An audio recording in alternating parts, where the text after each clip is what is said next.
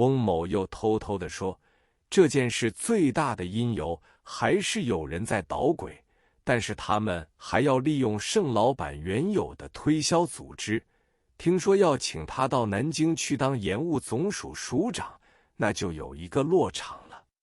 我听了也不置可否，心想人无千日好，花无百日红，这是意料中的事。在这个时节，我的诊所里附设了一个小型药铺，由药商岑军承办。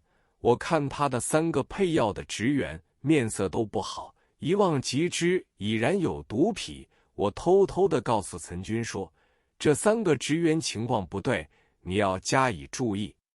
他说，我早已知道了，他们吃不起鸦片，以红丸替代，其中一个人靠打吗啡针度日。但是现在一般药材铺的职员是有8、9染上这种嗜好，换不换都是一样的。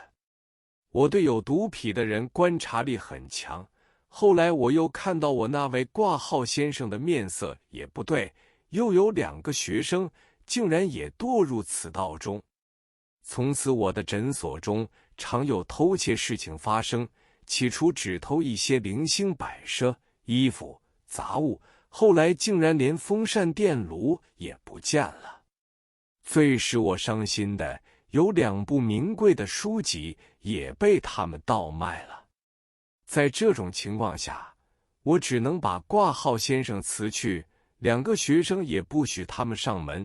这样一来，虽然平定了一时，但是后来他们竟厚着面皮来借钱，身上穿的衣服也越来越不像样。这种年轻人有了这种癖好，死期就不会远。那位挂号先生死在满庭坊一个陋巷中，2个学生也沦为街头乞丐。我的诊所如此，当然全市情况就更严重了。害人害己，因果不爽。隔了若干时日，翁某又带了一个人来看病，在我处方之后，彼此又开始聊天。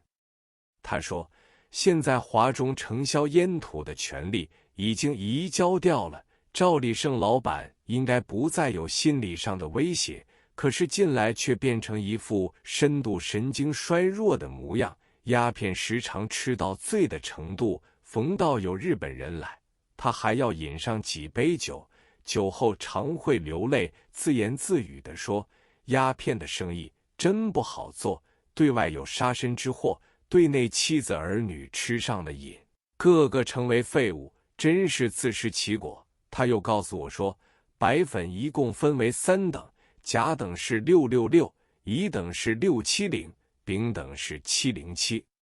其中以707为最毒，不抽鸦片的人，只要吸上5分就能死亡。有毒癖的人吸了，虽然不会及时死亡，但生命也会缩到极短，从此死亡的人数要比从前多得多了。执事之故，南京政府虽接收了贩毒权利，但因来源缺乏，利益就要比盛老板时代差得远了。最有趣的是林伯生，因为沾不到鸦片烟的光，所以他在1943年11月领导一群青年团员在上海等地发动所谓除3害运动。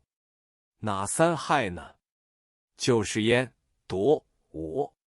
一天，他们发起扫毒运动，2、3千人开进9亩地烟窟区，搜出了一批烟枪、烟灯、烟土、烟榻等，堆起来当街焚毁。